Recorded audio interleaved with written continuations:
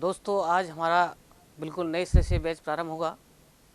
सभी दोस्तों को हमारे संस्थान की तरफ से बहुत बहुत शुभकामनाएं। दोस्तों, आज नए सिरे से बैच तो प्रारंभ करेंगे हम, लेकिन आपको दो तीन बातों का विशेष ध्यान रखना होगा कि एक तो आप लोग रेगुलर रहेंगे ही। सबसे बड़ी तो इम्पोर्टेंस यही है भाई। सबसे पहला जो कॉन्फिडेंस क्रिएट करने का सिस्टम है वो है रेगुलरिटी। आप कितना भी हल्का पढ़ो, कितना भी कम पढ़ो, लेकिन रेगुलरिटी किसी बच्चे की बहुत अच्छी होती है तो उसका कोर्स बहुत अच्छा होता है। तो इसलिए आपको रेगुलरिटी का सबसे पहले ध्यान रखना होगा। दूसरा है डिसिप्लिन। बीच में आपको बिल्कुल भी क्लास जब चल रही होगी तो बिल्कुल बीच में बात नहीं करना है, और यदि बीच में आपके पास गैप रहता है तो उस स्थिति के अंदर आपको अगले सवाल के बारे में सोचना है या उसी के अंदर कुछ ना कुछ ढूंढना है।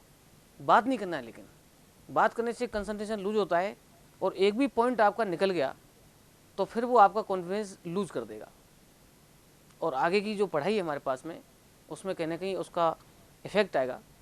तो जिस मकसद से आप लोग यहाँ पर आए हैं, माँ बाप ने जिस मकसद से आपको यहाँ भेजा है, तो उसमें आपको पूरी एनर्जी लगा करके तैयारी करनी है और नौकरी प्राप्त करनी है।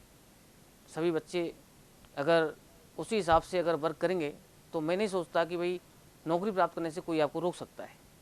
सभी सब्जेक्टों की तैयारी करनी है आपको।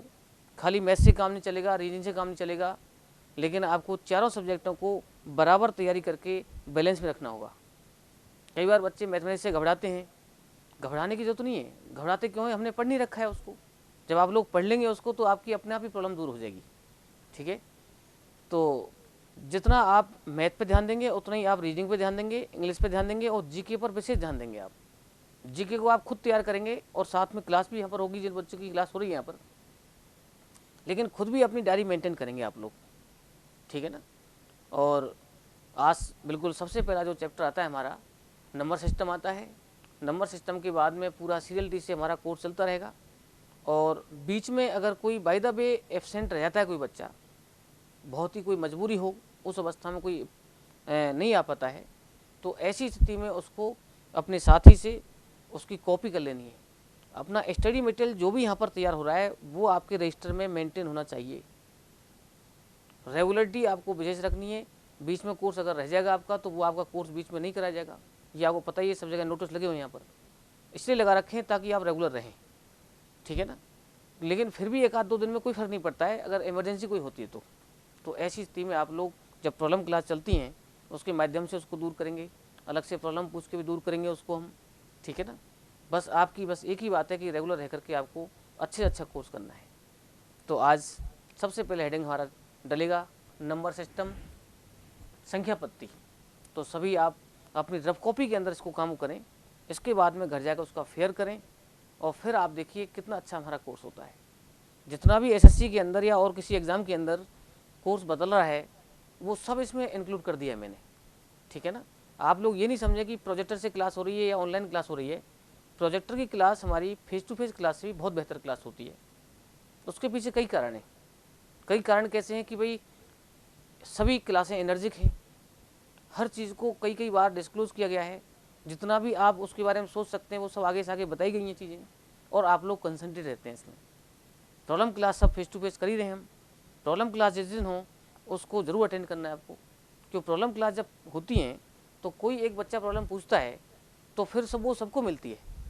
अगर आपके पास में वो क्वेश्चन नहीं था, किसी दूसरे बच्चे ने उसको पूछा, तो सबके पास में उसका स्टोरेज हो गया और एक रिवीजन मिलता है हमको।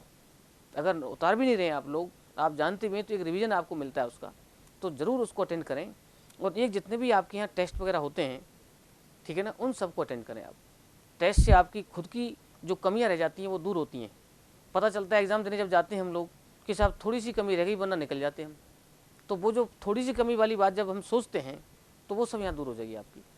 तो इसलिए आपको रेगुलर रह करके और अपनी पूरी एनर्जी लगानी है। ठीक है ना। तो डालिए सबसे पहले हेडिंग संख्या पत्ती, और सबसे पहले लिखें इसमें आप संख्याओं के प्रकार। संख्याओं के प्रकार।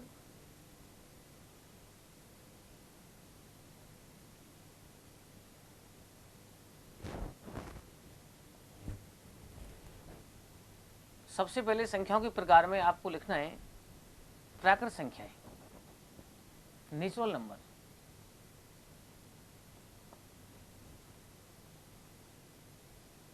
Natural numbers.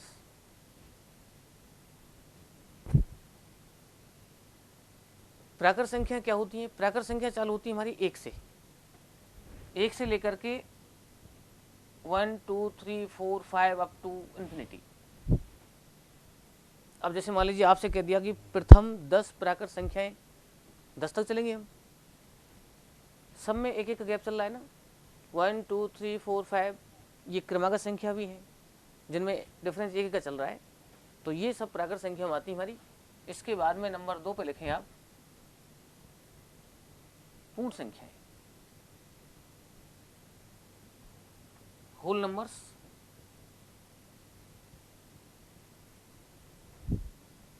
प्राकृत संख्या में और पूर्ण संख्या में केवल 0 का फर्क है।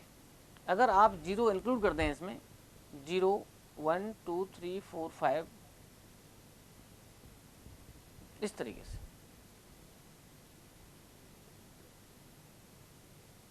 ठीक है ना। इसका मतलब प्राकृत संख्या में और पूर्ण संख्या में किसका फर्क है? केवल 0 का। ये हो जाती है होल नंबर्स, पूर्ण संख्याएं। नंबर तीसरे पे लेते हैं हम पूर्णांक संख्याएं।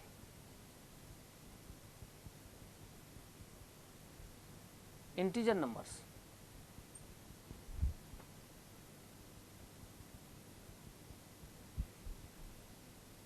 ये आपकी होती है माइनस अनंत से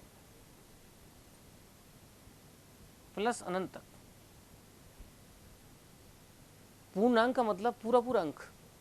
इसमें आपकी देखो 0 भी आएगी, 1 2 3 4 5 all positive all negative.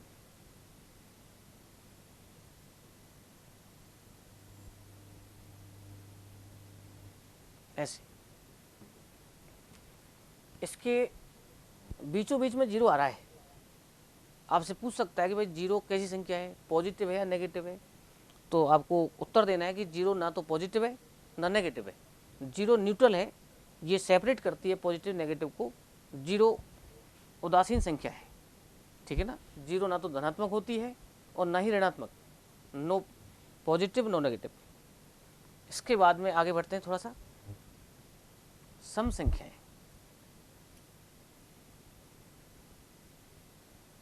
Even numbers.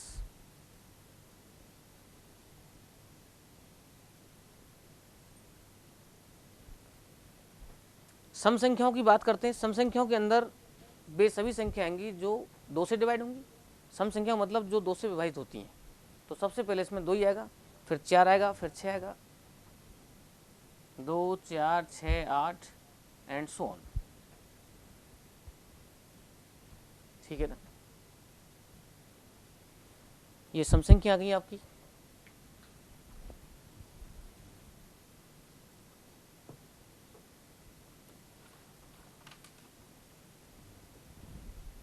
इसके बाद में आइए आगे विषम संख्याएं।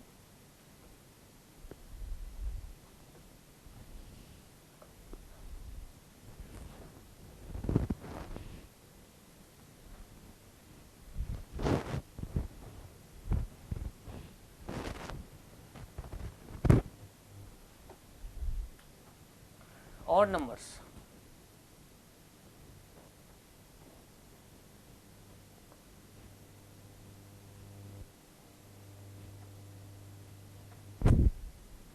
विषम संख्याएं, तो इसमें लिखिए आप 1 3 5 7 एंड सो ऑन।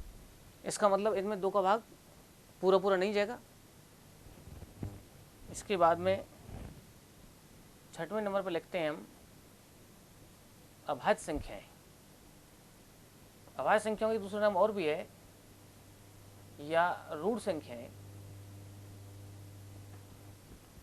या प्राइम नंबर्स,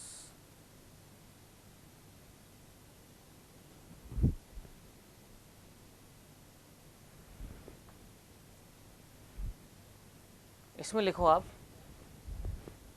अब देखिए अभाज्य संख्या का सेंस क्या है? अभाज्य संख्या मतलब होता है कि जो किसी से डिवाइड नहीं हो, लेकिन एक के अलावा। अब एक इसमें अपवाद है। अब एक ना तो हमारी वैसे, अब एक में एक का भाग तो जाता ही है ना। अब इसकी डेफिनेशन होती है कि एक के अलावा वे सभी संख्याएं जो सिर्फ स्वयं से डिवाइड हों, डिवाइड इटसेल्फ ओनली, इसका मतलब एक के अलावा वे सभी संख्याएं जो सिर्फ स्वयं से विभाजित हों।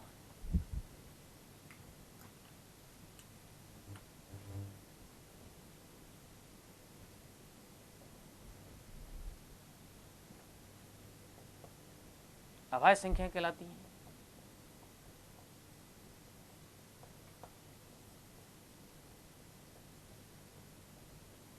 ये जाना है। अब इसमें एक के अलावा कह दिया हमने, तो एक तो इसमें आएगा ही नहीं। फिर इसका मतलब है कि स्टार्टिंग कहाँ से करेंगे इसकी हम? 2 से। दो के बाद में क्या आएगा बताओ? भाग नहीं जाना चाहिए किसी का उसमें। 2 के बाद में 3 आएगा, 3 के बाद में सोचो बिल्कुल 5 आएगा, 7 आएगा, 11 आएगा, 13, 17, 19, 23 एंड सो ऑन। ठीक है ना? इस तरीके से आप, इसमें कई सवाल बन जाते हैं हमारे। सवाल बनता है कि प्रथम अभाज्य संख्या बताओ। प्रथम अभाज्य संख्या हमारी कौन सी है? 2 है। सवाल बनता है कि वह अभाज्य संख्या कौन सी है जो सम संख्या भी है। यही आंसर है इसका। केवल यही एक ऐसी संख्या हमारे पास में जो अभाज्य भी है और सम संख्या भी है, इसके अलावा कोई नहीं है। तो ये कई बार आ जाता है क्वेश्चन कि फर्स्ट प्राइम नंबर क्या है, प्रथम अभाज्य संख्या क्या है, तो आंसर क्या देंगे आप? 2 देंगे। आप से पूछ लिया उसने कि वह अभाज्य संख्या कौन सी है जो सम संख्या भी है, तो केवल 2, इसके अलावा कोई नहीं है। ठीक है ना? इसके बाद में अगर आपसे पूछ लिया कि भाई 1 से लेकर के 25 तक की जितनी भी आपके पास संख्याएं, उनमें से अभाज्य संख्या को छांटो और वो काउंटिंग करो कितनी हमारे पास में अभाज्य संख्याएं। तो 1 से 25 तक आपके सामने दिख रही हैं कि भाई 24 और 25 तो आएगा नहीं इसमें। 1 से 25 तक कहेगा तो भी इसी को लेंगे हम, 1 से 24 तक कहेगा तो भी इसी को लेंगे हम, 1 से 25 तक कहेगा तो भी इसी को लेंगे हम। तो इसका मतलब है कि 1 से लेके 25 तक में जब बात कर रहे हैं हम, तो 1 2 3 4 5 6 7 8 9, 9 संख्या हो गई। इनकी काउंटिंग करो, 9 संख्या बैठ रही हैं। इनका योग करके देखो आप। कई बार इनका योग पूछ लेता है हमसे, तो योग पूछ लेता है तो योग करके जरूर देखते हैं हम इसका कि sum of the first 9 prime numbers, जोड़ के देखो आप सभी।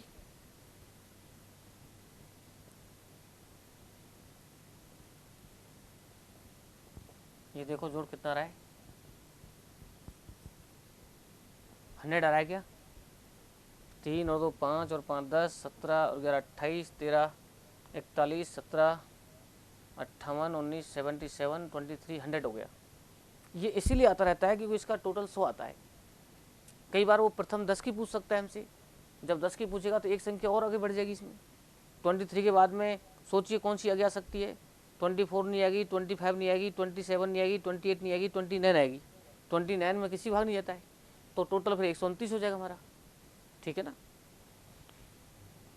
तो इसमें एवरेज पूछ सकता है हमसे। ये तो योग हो गया। एवरेज यानी औसत, ये होता है राशियों का योग बटे राशियों की संख्या। अब राशियों का योग हमारे पास 100 है, राशियों की संख्या 9 है, तो आंसर आ गया 11 से 1/9। 2 सवाल बन गए हमारे कि 1 से लेकर के 25 तक की सभी अभाज्य संख्याओं का योग क्या है, या यूँ पूछ सकता है प्रथम 9 अभाज्य संख्याओं का योग क्या है, उनका औसत क्या है। 2 सवाल बन गए हमारे। इसके अलावा कुछ नोट डालो इसमें आप।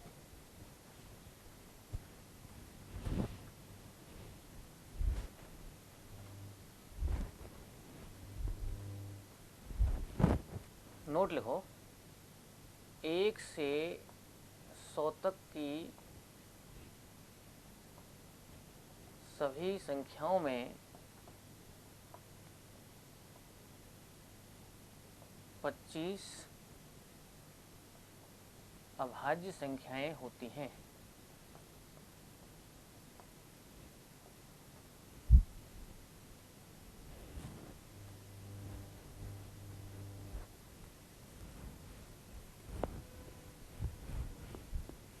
कितनी होती हैं? 25 होती हैं।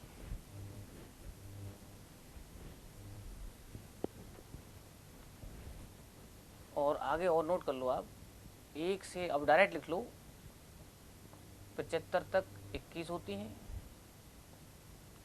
1 से 50 तक 15 होती हैं, 1 से 25 तक 9 होती हैं। ये ग्रुप याद कर लो।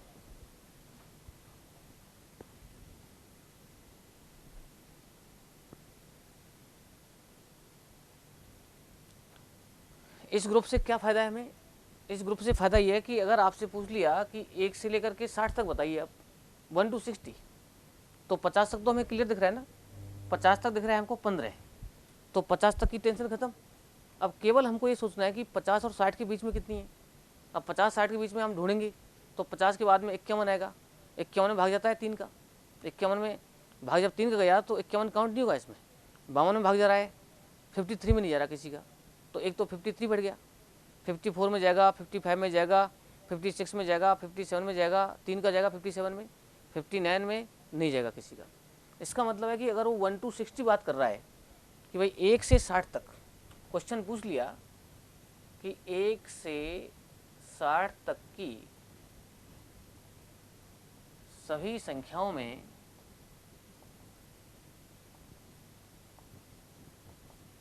कितनी अभाज्य संख्याएं हैं,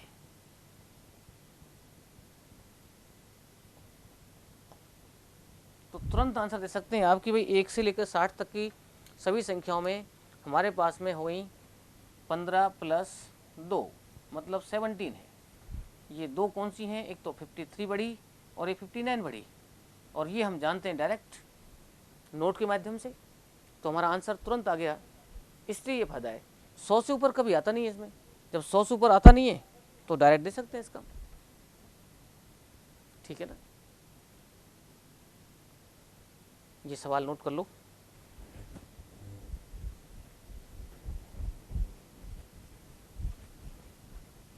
इसके बाद में थोड़ा सा और आगे बढ़ते हैं हम।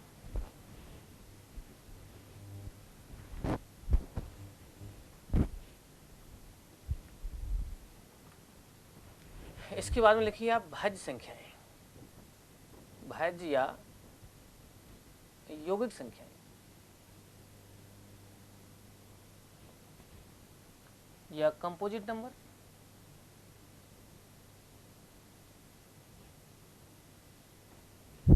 Composite numbers.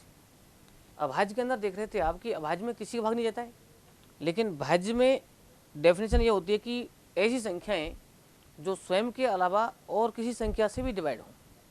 भाई 5 में 5 का भाग तो जाएगा ही, लेकिन 5 में और किसी भाग और जाना चाहिए, और जाता नहीं किसी का, तो ये फिर 5 आपकी भाज्य नहीं है, अभाज्य में गई। इसी प्रकार से इसको लिख लीजिए आप,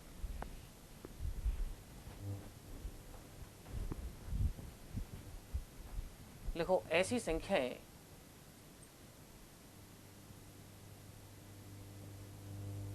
जो कि स्वयं के अलावा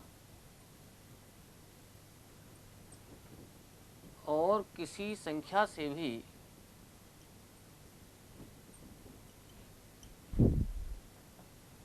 विभाजित हों। इसका मतलब सबसे पहले आएगा इसमें 4 हमारा, 1 नहीं आएगा, 1 में 1 का ही जाएगा, 2 नहीं आएगा, 2 में 2 का ही जाएगा, 3 नहीं आएगा, 3 में 3 का ही जाएगा, लेकिन 4 एक ऐसी हमारी शुरुआत की संख्या है जो 4 से डिवाइड तो है ही, साथ में 2 से भी है। इसका मतलब 4 सबसे पहले लिखें हम, 4 के बाद में लिखो 6, 8, 9, 10, 12 एंड सो ऑन, ठीक है ना। गौर करने वाली बात यह कि एक नहीं आया इसमें, एक देखो इधर भी नहीं आया और एक उधर भी नहीं है। इसका मतलब 1 से लेकर 100 तक की बात तो कर रहे हैं हम, लेकिन 1 से लेकर 100 तक की बातों में 99 संख्याओं की बात हो रही है। 99 संख्याओं में से 25 संख्या आपकी अभाज्य थी, और 25 के बाद में 74 आपकी क्या बचेंगी? भाज्य बचेंगी। ये भी तो पूछ सकता है हमसे कि 1 से लेकर 100 तक की सभी संख्याओं में कितनी भाज्य संख्याएं हैं, तो भाज्य का मतलब कितनी? 75 नहीं। गलती ये करते हैं कई बार कि 1 से लेकर 100 तक 25 अभाज्य थी साहब, अब 1 से लेकर 100 तक 25 अभाज्य थी तो 75 भाज्य बची, लेकिन ये ध्यान नहीं देते कि एक तो शामिल ही नहीं है इसमें, एक ना तो भाज्य है ना अभाज्य है। जब एक भाज्य अभाज्य में नहीं आ रही है तो आप इसका भी नोट डाल दो, 1 से 100 तक की सभी संख्याओं में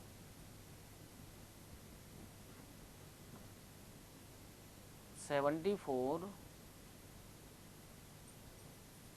भाज्य संख्याएं होती हैं।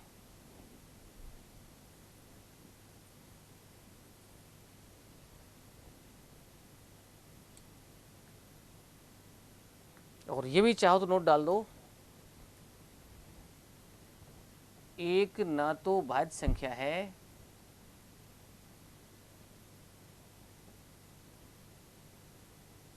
और ना ही अभाज्य।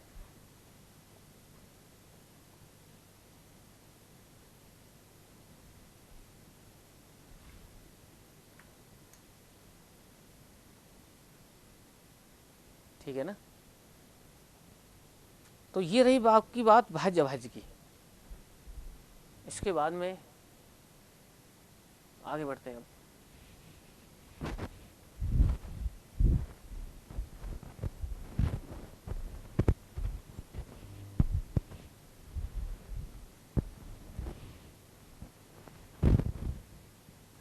इसके बाद में लिखिए अगला पॉइंट, परमेय संख्याएं। परमेय संख्याएं, रेशनल नंबर्स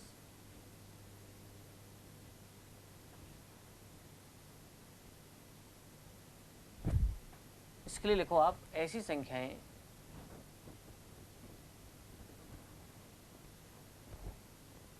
जो कि भिन्न के रूप में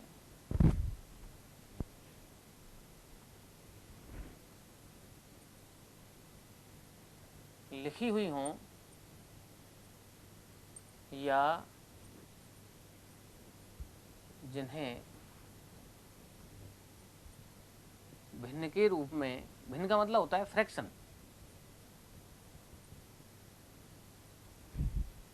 भिन्न के रूप में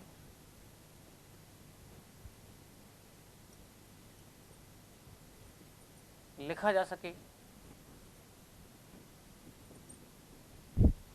मतलब फ्रैक्शन फॉर्म में हो या फ्रैक्शन फॉर्म में कन्वर्ट कर सकते हैं, अर्थात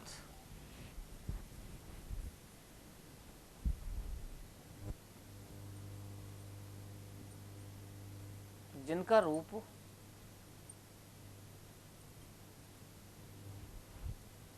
P अपॉन Q के रूप में हो।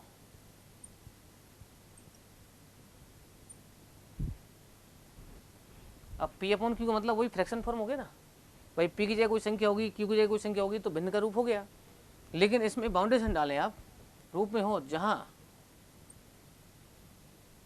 P तथा Q का मान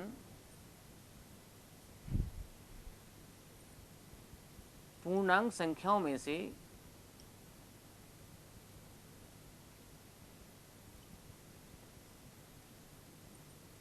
लिया गया हो, लेकिन Q का मान 0 नहीं हो।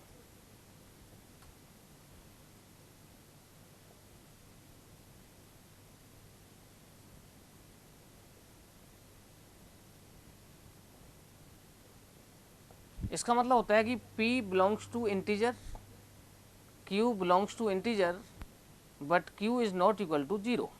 ये अर्थ है इस लैंग्वेज का। इसका मतलब है कि P का मान और Q का मान आप पूर्णांक संख्याओं में से लीजिए। पूर्णांक संख्याओं मतलब हम समझ चुके हैं, पूर्णांक संख्याओं में सब आती हैं, पॉजिटिव भी आती हैं, नेगेटिव भी आती हैं। तो इसका मतलब P और Q के मान को आप पूर्णांक में से लेंगे। इसका अर्थ ये निकला कि आपकी भिन्न प्लस की भी हो सकती है और माइनस की भी हो सकती है। जब आप P का मान -3 लें, इसको 2 ले लें तो -3/2 आया, भिन्न का रूप हो गया। इसका मतलब परमेय संख्या है। तो यहाँ पर मैं एग्जाम्पल के तौर पर दे सकता हूँ, जैसे मान लो 2/5 है, माइनस में 7/9 है। अब ये दोनों रूप आपके भिन्न का रूप हैं, तो ये दोनों संख्या परमेय संख्या है। इसके अलावा मैं 1.5 बोलता हूँ आपको, 1.5 अब 1.5 मीन्स भिन्न का रूप तो नहीं है, बट यू कैन चेंज। आप 15 1.5 को लिख सकते हैं आप 15 बटे कितना 10। 10 क्यों आ गया? क्योंकि पॉइंट के बाद में एक अंक आ रहा है। पॉइंट के बाद में जब एक अंक आता है तो एक जीरो आती है, पॉइंट के बाद में जब दो अंक आते हैं दो जीरो आती हैं। तो इसका मतलब है कि 15 बटे 10 आ गया। तो इसको मैं और हल्का कर सकता हूँ, 3 बटे 2, 5 से काट दिया।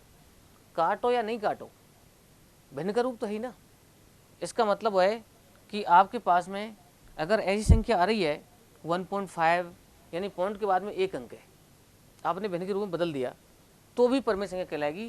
क्यों? हमारे पास में कि ऐसी संख्याएं जो भिन्न के रूप में लिखी हुई हों या जिन्हें भिन्न के रूप में लिखा जा सके, सभी संख्याएं आपकी परमेय संख्या होती हैं। ठीक है ना।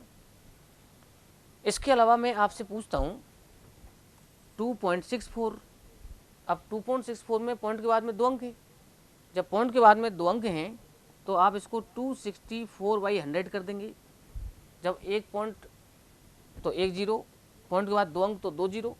इसका मतलब इसको ही बदल दिया आपने और भी हल्का हो जाएगा ये। इसका मतलब ये निकल रहा है कि पॉइंट के बाद में जब आपके पास 2 डिजिट हों, 3 डिजिट हों, 4 डिजिट हों, लेकिन फिक्स हों, ऐसा नहीं हो डॉट डॉट डॉट ऐसे आ जाए कि भाई 0.3333 ऐसे चल रहा है सिस्टम। अब ये तो तीन तीन ही जाता रहेगा, तीन तीन तीन डॉट डॉट डॉट। इसका मतलब तीन तीन ही चलेगा अनंत बार। अगर ऐसा रूप आ गया तो क्या उसे भिन्न में बदल सकते हैं हम? बिल्कुल बदल सकते हैं। इसमें पॉइंट के बाद में रिपीटेशन चल रहा है, तो जिनमें पॉइंट के बाद में रिपीटेशन चलता है इसको अगले चैप्टर में पढ़ेंगे आप लोग, लेकिन अभी थोड़ा सा बता देता हूँ आइडिया में कि जब पॉइंट 3 चल रहा है इसको, तो इसमें शॉर्ट लिख सकते हैं इसको 0.3 पर बार। बार का मतलब बार बार आ रहा था। ये किसका मौसम बना हुआ था? इसमें 3 का मौसम बना हुआ है इसमें, तो 3 पर बार लगा दिया आपने। इसका मतलब अब कैसे चेंज करें? इसको लिख सकते हैं आप 3/9। अब 9 कहाँ से आ गया साहब? 9 बिल्कुल रट लो आप, 9 बिल्कुल फिक्स है। फिक्स कैसे? कि जब एक अंक पर बार है तो एक 9 आएगा। अगर मैं कह दूं आपसे 2 अंकों पर बार, तो उसमें 2 9 आएंगे। तो इस तरीके से आपको और एग्जाम्पल देता हूं मैं।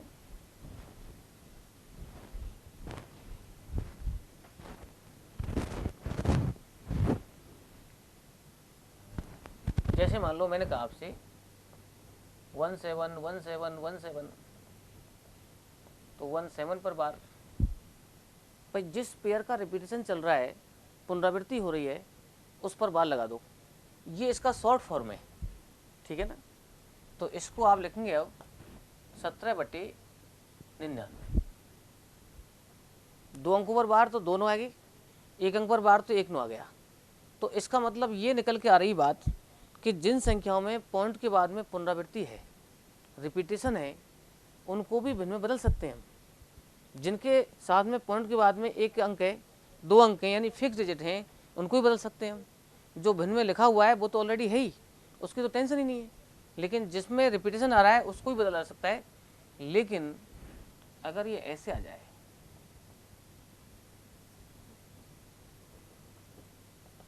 इस तरीके से, ध्यान से देखिए आप, इसमें पुनरावृत्ति नहीं है, इसमें कोई रिपीटेशन नहीं है। ये भिन्नों के प्रकार हैं, ये दशमलव संख्याओं के प्रकार है हमारे पास में, कि जिसमें पॉइंट के बाद में निश्चित अंक होते हैं, वो शांत दशमलव होती है। ये शांत है, टर्मिनेटिंग डेसिमल कहते हैं इसको, आगे पढ़ेंगे हम। लेकिन इसमें शांति नहीं है, आप गौर कीजिए, रिपीटेशन भी नहीं है। तो इसका मतलब है कि ऐसी संख्या जब आएंगी हमारे पास, तो इसमें एक लाइन लिख दो,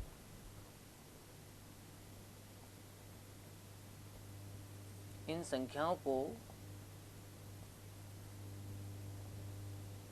भिन्न के रूप में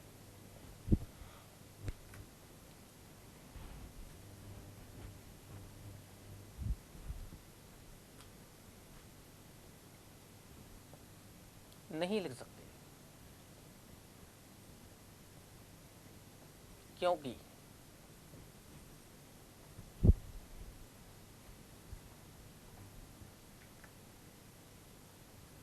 इनमें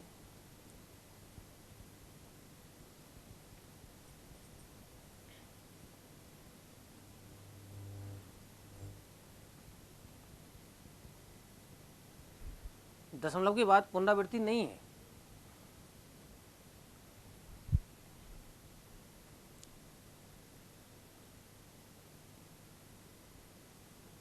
ठीक है ना।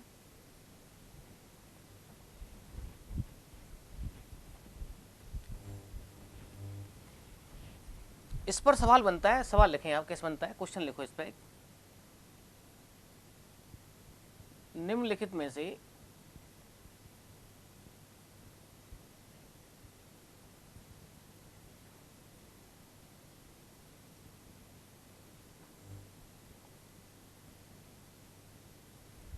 कौन सी संख्या परमेय संख्या नहीं है, ये सवाल बनता है इस पर।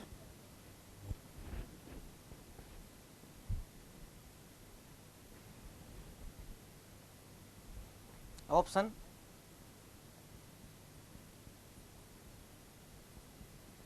बाईस बटे सात, पाई,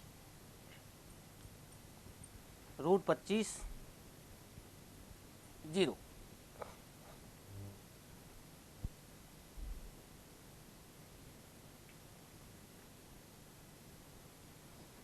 सवाल पूछे आपसे निम्नलिखित में से कौन सी संख्या परमेय संख्या नहीं है, ये आपके ऑप्शंस हैं। अभी आप देखिए कि 22/7 भिन्न का रूप है, क्लियर, इसमें तो कोई हेड की नहीं है, ये आपकी परमेय संख्या है। अब दिमाग में सोचते हैं कई बार कि भाई पाई का मान 22/7 होता है, इसका मतलब जब ये परमेय संख्या तो ये भी परमेय संख्या हो गई। इधर देखते हैं रूट 25 आया, रूट 25 को हम निकाल सकते हैं, रूट 25 मतलब 5 होता है, और 5 का मतलब 5/1 है ना, हर संख्या के बटे में 1 बैठा है ना। इसका मतलब यह कि जितनी भी संख्या आप लोग पढ़ रहे थे अभी तक सारी परमेय है, सबके बटे में 1 बैठा है ना, इसका मतलब ये भी परमेय हो गई। इसको सोची बैठे तो गलती से आंसर दे जाते हैं हम 0, लेकिन आप ध्यान नहीं दे रहे कि 0 का मतलब है ये भी तो 0/1 है। मैंने जो बाउंडेशन डाली है वो पी की नहीं डाली है, उसमें लिखा है q is not equal to 0। q का मान 0 नहीं ले सकते आप, जब नीचे 0 क्यों नहीं ले सकते हम, क्योंकि 0 जब नीचे ले लेते हैं तो अनंत हो जाता है। वो किसी भी संख्या को 0 से भाग देते हैं तो अनंत आता है, इसलिए बाउंडेशन हो गई q is not equal to 0। इसका मतलब नीचे बट्टे में 1 बैठा है, यहाँ पर p तो 0 हो सकता है। इसका मतलब ये परमेय संख्या है, ये परमेय संख्या है, और ये परमेय संख्या है, लेकिन ये परमेय संख्या नहीं है। अब ये क्यों नहीं है, इसके पीछे क्या कारण है? इसके पीछे कारण ये वाला है। ये वाला कैसे है?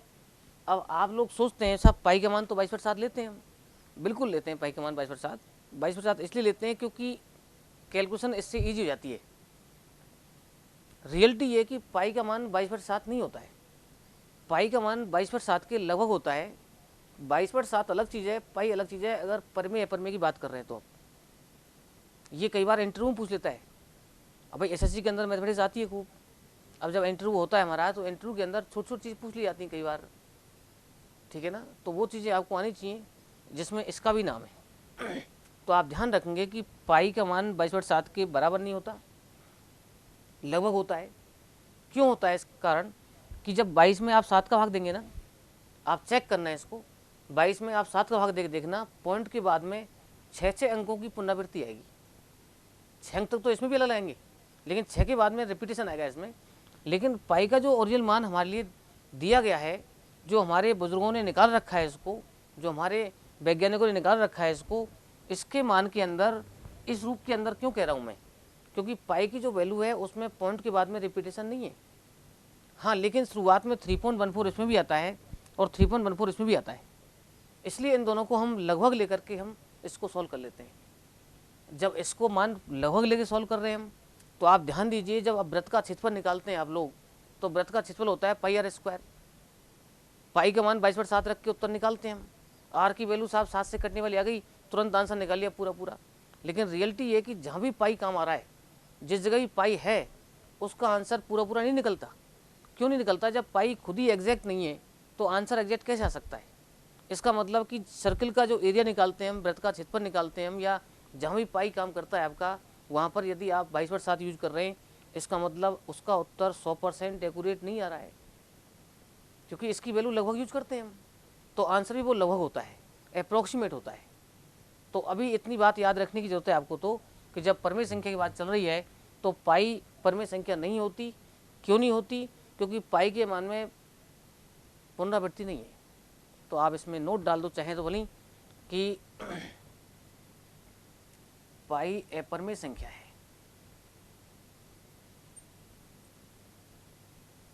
क्योंकि पाई के मान में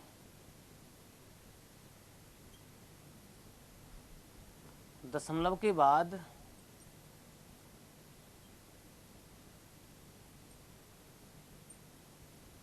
पुनरावृत्ति नहीं होती।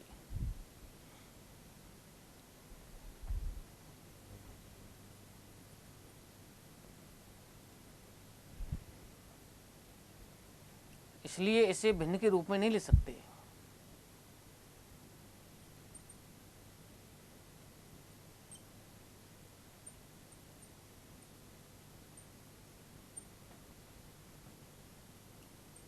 नहीं लिख सकते,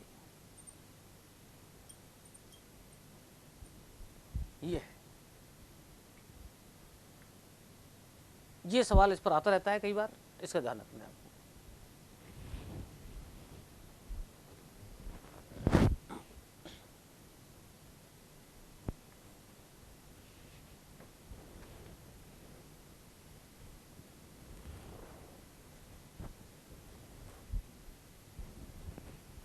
इसके बाद में लिखिए आप अपरमेय संख्याएं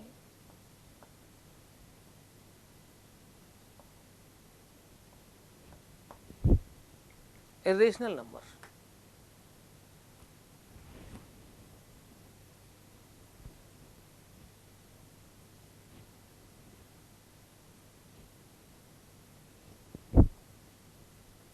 इसमें लिखो आप ऐसी संख्याएं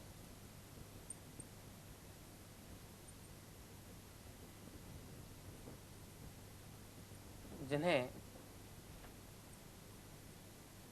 भिन्न के रूप में नहीं लिखा जा सकता।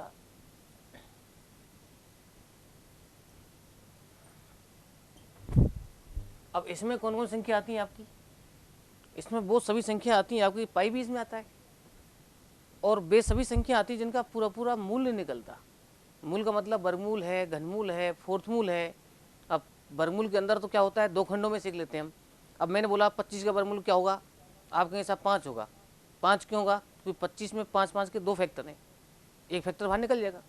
मैंने पूछा आपसे भाई सॉरी 8 का घनमूल क्या होगा, तो आपने देखा कि 8 के अंदर 2 2 2 कितने फैक्टर आ रहे हैं, उसमें 3 आ रहे हैं। तो 8 का घनमूल आपका कितना आएगा? 3 आएगा। तो इसका मतलब है कि ये भी लिख सकते हैं इसमें हम, जिन संख्याओं का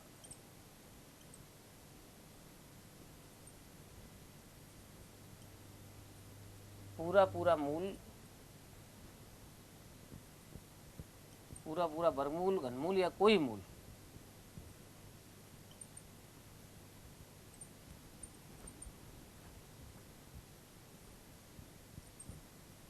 कोई भी मूल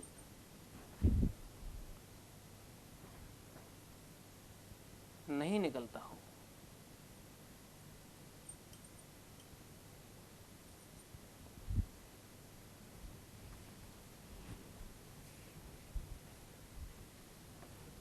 अब जैसे मान लो मैंने पूछा आपसे √2, अब कई बार दिमाग में होती बात साहब इसका मान तो 1.414 होता है, लेकिन यहीं पर चुप नहीं बैठता है। 1.414 तो अप्रोक्सीमेट वैल्यू है। इसके बाद में इसमें फिर मौसम खराब ही रहता है। मौसम खराब का मतलब पॉइंट के बाद में कोई पुनरावृत्ति इसमें नहीं होती। तो इसका मतलब है कि √2 का जब पूरा पूरा मूल नहीं निकला, इसका मतलब ये परमेय संख्या नहीं है, ये अपरमेय है। √3 कह दिया मैंने आपसे, ये भी अपरमेय है। पाई आपका आई गया, इसका 3.14 के बाद में वही रिपीटेशन नहीं है इसमें, सही। इसके बाद में एक ई होता है, ई का मतलब चरघातांक। इसका मतलब होता है 2.71828 लगभग। तो ये कह सकते हैं जिन संख्याओं में पॉइंट के बाद में पुनरावृत्ति नहीं है वे सब इस ग्रुप में हैं। जिनका पूरा पूरा मूल नहीं निकल रहा वो सब इस ग्रुप में है। अब 5 का वर्गमूल कहाँ निकलता है, तो 5 बीच में आ गया। जिनके पूरे पूरे मूल निकल रहे थे वो तो उसमें जाएंगे। अब 8 का घनमूल तो निकलता है, 8 का वर्गमूल तो नहीं निकलता, तो 8 इसके अंदर आ जाएगा। तो ये ध्यान रखें आप लोग कि जिनमें पॉइंट के बाद में रिपीटिशन नहीं होता या पॉइंट के बाद में पुनरावृत्ति नहीं होती तो वो सभी संख्याएं इस ग्रुप में आती हैं, जिसको अपरिमेय संख्याओं के अंदर काउंट किया जाता है। और एक संख्या और है इसमें आपकी, वो भी आप नोट करो, सह अभाज्य संख्याएं, को प्राइम नंबर्स।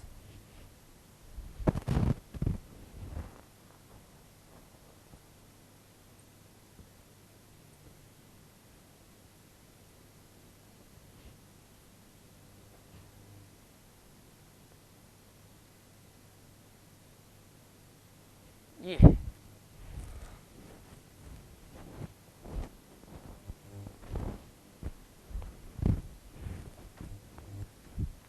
सहवाज संख्या। क्या होती है, देखिए सहवाज संख्या होती हैं, लिखो इसको, 2 या 2 से अधिक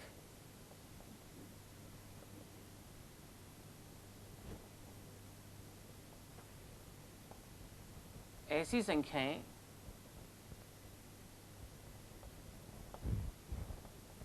जिनका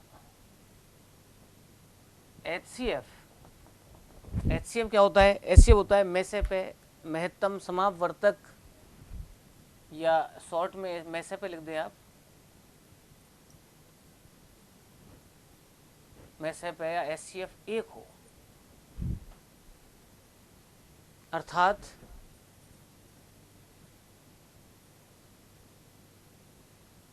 चार 5 एग्जाम्पल दे सकते हैं इसका।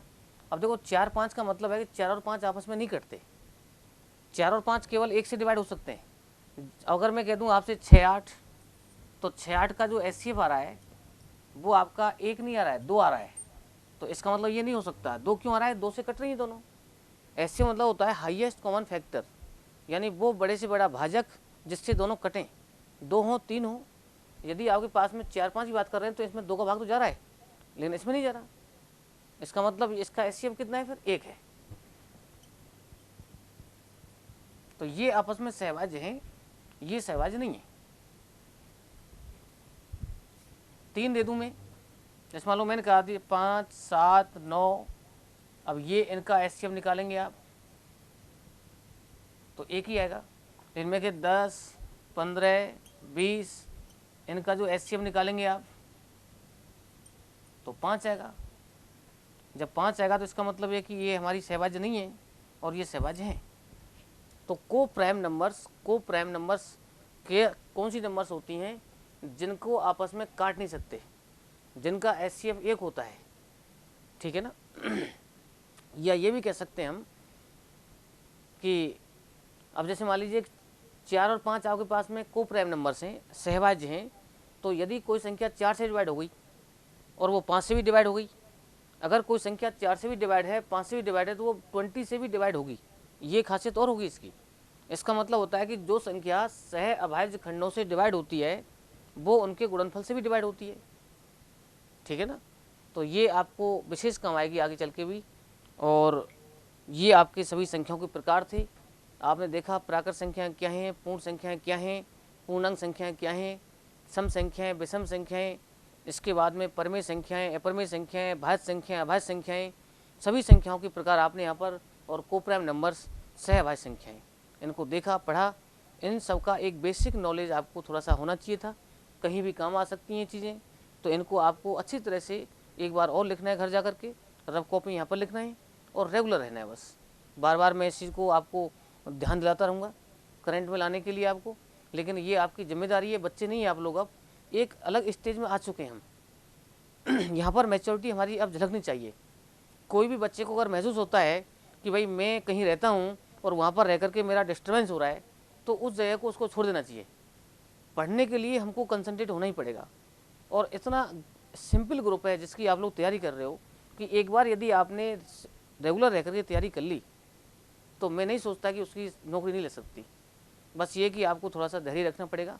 जिन बच्चों की थोड़ी ज़्यादा कंडीशन ऐसी है कि जो 9-10 में जब पढ़ा करते थे तो उस समय मुश्किल से कई बार बच्चे आते हैं, कहते हैं मेरे से साहब बड़ी मुश्किल से पार पड़ी हमारी, मुश्किल से पास हुए, हमारी अब कंडीशन कैसे होगी। तो उस दिन में और आज के दिन में बहुत फ़र्क हो गया। आपका जो IQ लेवल है, आपका जो सोचने का दायरा है वो बढ़ चुका है। हर चीज़ को पॉजिटिव ले सकते हैं हम लोग। और बहुत सिंपल चीज़ है, आज जो पढ़ी आपने ऐसी कोई चीज़ नहीं जो समझ में नहीं आई होगी आपकी में, ठीक है ना। तो हर चीज़ जब डेली डेली पढ़ेंगे हम तो आपको महसूस होगा कि हमें कुछ बदलाव आ रहा है। बदलाव लेकिन तभी आएगा जब आप लोग बिल्कुल डिसिप्लिन से और आप लोग रेगुलरिटी से यहाँ पर रहेंगे, ठीक है ना। तो ये सभी संख्याओं के प्रकार थे। इसमें कल हमारी जो बात चलेगी वो चलेगी भाजकता के नियम, टेस्ट ऑफ डिविजिबिलिटी, उसके साथ में सवाल चलेंगे। फिर पेपर आपको कल मिलेगा, ठीक है ना। तो उसके माध्यम से सवालों को किया जाएगा। ओके।